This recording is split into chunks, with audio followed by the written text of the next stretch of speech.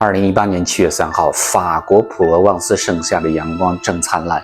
然而，在风景如画的宾利小村庄，却发生了一件离奇的惨案。57岁的中国海航集团董事长王健，在一次拍照的过程中意外坠落身亡。王健作为海航集团董事长，曾经掌管着1.6万亿人民币的商业帝国，旗下拥有41万名员工，业务涵盖航空、物流、金融等多个领域。一个商业大佬就这样突然的凋零在普罗旺斯的艳阳之下，这真的是一场纯粹的意外，还是有不为人知的隐情？那么我们今天就来聊聊这样的一个故事。案件事发之后，法国警方迅速介入了调查，很快得出了结论：意外坠亡。根据当地警方的描述，事发时王健正站在村中一处古老的石墙的边缘，让同行者为自己来拍照留念。不料他为了爬上一堵矮墙取景，突然失足，从大约10几米的高处坠落。救护人员赶到时，他已经伤势严重，送往医院抢救无效而身亡，命丧异国他乡。官方的口径非常明确，这是一场意外。然而现场的一些细节却引发了外界的疑问。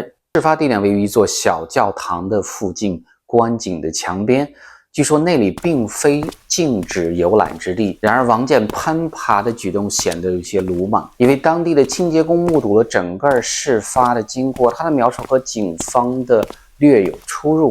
法国解放报在半年之后的一篇报道中引述目击者的原话称，王健当时是主动跳下，而非意外坠落。这一说法暗示王健可能有轻生的倾向，而非单纯的失足。意外还是自杀，现场的证词矛盾，让事件疑点重重。针对这一爆炸性的报道，法国警察发言人罕见地予以驳斥，直言只有解放报及其记者才会相信自杀的说法，再次强调事情发生的原因依然是意外坠亡。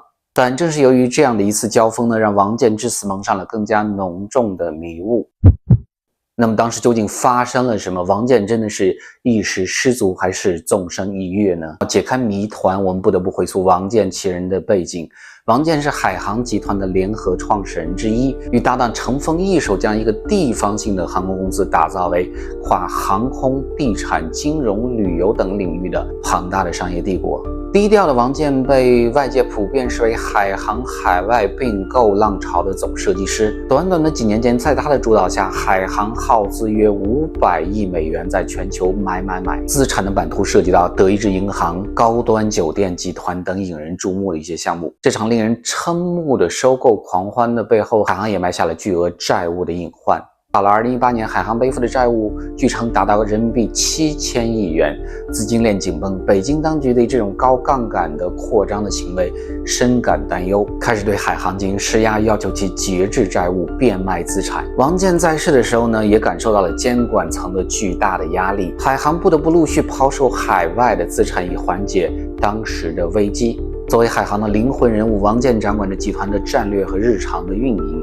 相比之下，另外一位联合创始人程峰多以集团的公共代言人的形象出现。王健的突然离世对深陷困境的海航无疑是雪上加霜。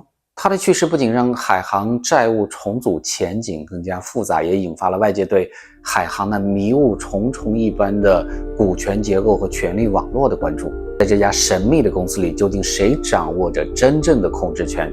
王健之死会不会牵动更大的利益版图？值得一提的是，王健本人持有海航大约15%的股份，而程峰也持有类似的比例。但海航最大的股东并非某个显赫的家族，而是2家慈善基金会，一家注册在纽约，另外一家注册在海南，而这2家慈善基金会合计掌握着超过1半以上的海航的股份，被认为代表着公司最终的控制权的归属。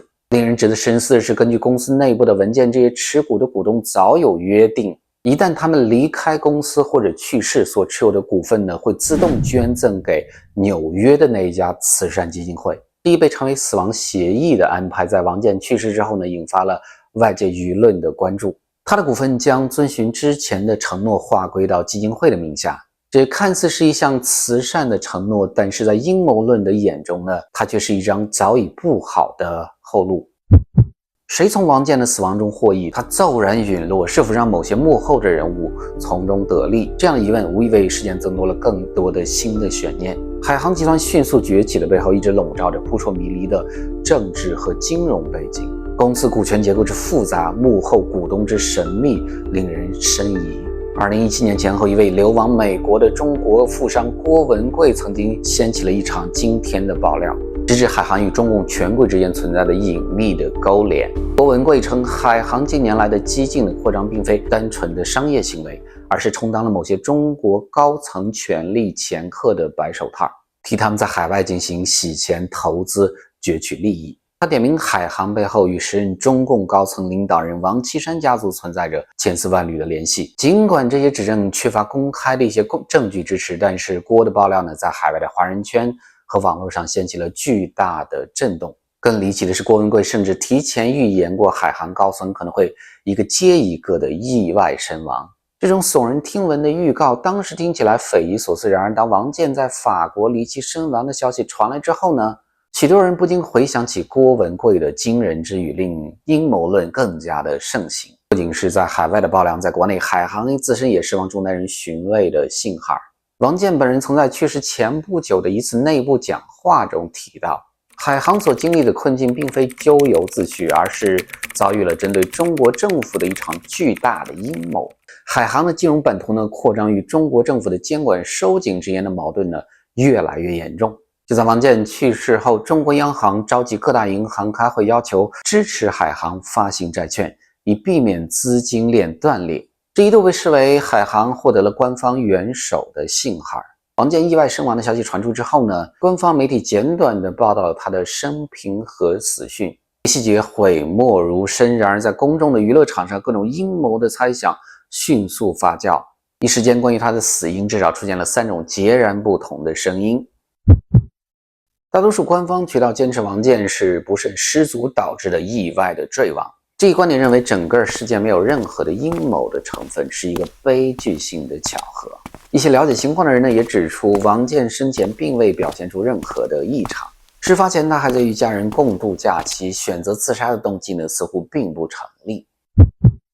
然而也有不少人对官方的说法表示怀疑，倾向于认为王建是在巨大的压力之下呢选择了轻生。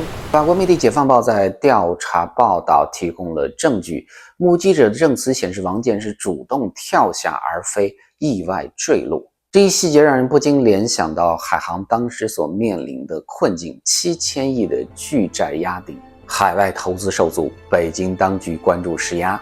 在王建坠亡的前几个月前，另外一家因激进投资出事的中国巨头安邦集团已经被官方接管，董事长吴晓辉锒铛入狱。这些前车之鉴是否会让王建心生不安？有分析猜测，王建或许是感到海航即将步安邦的后尘，而自己也难辞其咎，与其身败名裂，不如选择自行了断。也有传言，在事发前，王建曾对身边的人流露过绝望的情绪。相比自杀论，另外一种更为劲爆的猜想在网上暗流涌动：王建可能是被谋杀的。持这种观点的人呢，往往相信郭文贵的爆料，认为王建作为权贵资本的代言人知道的太多了，因此被神秘的势力灭口。他们列举出了所谓的一系列的疑点，比如为什么王建偏偏在海外的一个小村庄出事儿？如果真要对他不利，选择在国外是否会掩人耳目，制造意外的假象？又比如事发后海航内部是否会迅速采取某些行动来平稳局面？王建去世的消息公布的同时，海南省政府立刻表态支持海航稳定军心。这种巧合在阴谋论者眼中呢，并非巧合，而是精心设计的剧本。另外，王建的遗体呢，迅速的被运到了美国的西雅图安葬，为何不落叶归根，葬在国内？此举引发了阴谋论者的无尽的遐想，甚至有不乏极端的观点猜测说，王建是否还有可能仍然生还，借由假死抽身事外，保全某些势力的利益。这些听起来匪夷所思的猜想，反映出大众对于事件背后隐藏故事的浓厚的兴趣。王建之死掀起的波澜远未平息。法国方面在完成事件调查之后呢，重申没有发现任何第三方介入的证据。最终结论依然是意外事故。海航集团则在沉痛悼念这位共同创始人之后，迅速任命了新的领导层，稳定军心。此后的几年，海航经历了艰难的债务重组和破产重整，曾经横扫全球的资本帝国逐渐瓦解重生。然而，关于王建当年离奇坠亡的讨论呢，却从未真正停止过。或许真相永远会尘封在那片普罗旺斯的土地之上。当人们站在王建曾经驻足的那堵矮墙前，远眺远处的美景的时候呢，不禁会想起这位曾经的商业巨子的陨落。好了，这是我们今天这样的一个故事，我们下期再见。